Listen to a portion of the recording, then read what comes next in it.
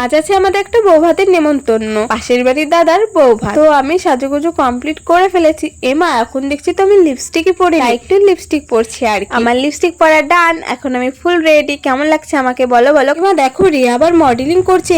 আর তোকে মডেলিং করতে হবে না, যা বিয়ে বাড়ি যা, দেরি হয়ে যাচ্ছে। আমার ফোনের ক্যামেরাটা ভালো না বলে আমার সাজটা ঠিকঠাক দেখা যাচ্ছে না। আর বিয়ে বাড়িতেও আমাদের পাশেই বাড়ি, দুপা হাঁটলেই বিয়ে বাড়ি তো চলে এসেছি। আর এই জামাটা 2 বছর আগে 2023 সালে পুজোতে নিয়েছিলাম। ভাগ্যবশত পুজোতে ভীষণ জ্বর এসেছিল ষষ্ঠীর থেকে, আর পরা হয়নি। এই নিয়ে 2-3 বার পরা হয়ে গেল। আর যেহেতু এবার পুজোতে আমি গেছিলাম দার্জিলিং, জিন্স টপ ছাড়া কিছুই নেই, তাই এই জামাটাই পরে আসলাম। বিয়ে বাড়িতে শাড়ি জিন্স কিছুই পরতে ইচ্ছা করছিল না। পৌঁছে গেছি দেখো বিয়ে বাড়ি, আর গিয়ে দেখি নতুন বউয়ের সামনে সবাই জড়ো হয়ে দাঁড়িয়ে আছে। আমরা তো মুখটা দেখতেই পেলাম না। হঠাৎ করে ক্যামেরাম্যানরা আমাদের কেন হাই করলো? আসলে ওরকম কোনো ব্যাপারই না। কালো গেঞ্জি পরাটা ছিল সম্পর্কে আমাদের জামাই, কারণ একটা পিসিকে বিয়ে করেছে তো, তাই আমরা হলাম শাশুড়ি। জামাই শাশুড়ি দেখে হাই করলো, ভাবা যায়। তারপরে গেলাম নতুন বউকে গিফটটা দিতে। আর আমার গিফটে দেওয়ার ব্যাপারটা ভীষণ লজ্জা লাগে। আর আমার ক্যামেরাম্যান দেখো, আমি যখন গেছি একটু ফোকাস করেনি, কোন দিকে টেলার মতো তাকিয়েছিল কে জানে। আর একে একে আমার ছোট কাকি মেঝো কাকি সবাই গিফট দিল। আর ওদের সময় দেখো ক্যামেরাটা খুব সুন্দর ছিল, আর কত সুন্দর আমার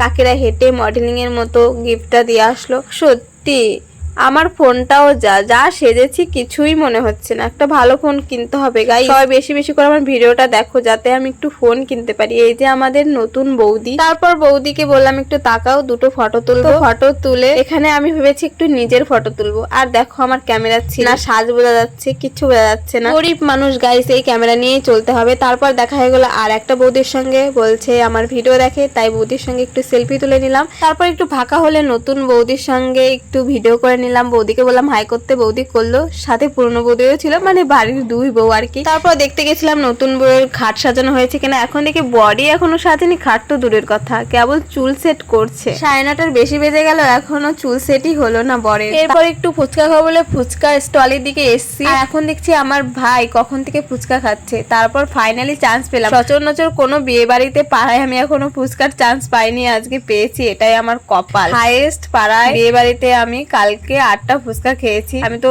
চান্সই পাই না, খাবো কি। এর আগে একটা দাদার বিয়েতে চান্স পাইনি, কাকির থেকে 3টে খেয়েছিলাম।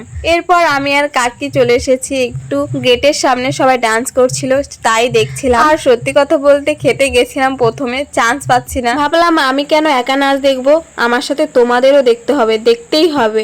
এখন আমরা যাচ্ছি খেতে। আসলে আমার মেজো কাকি আর দিদির ছেলে বসেছিল ওই সিটেই, আমরা দুজন বসবো, আমি আর ছোট কাকি। তো ভিডিওটা কেমন লাগলো অবশ্যই কমেন্টে জানিও। ভালো লাগলে লাইক কমেন্ট শেয়ার করতে ভুলো না। এখন আমি খাবো, দেখা হচ্ছে নেক্সট ভিডিওতে, টাটা।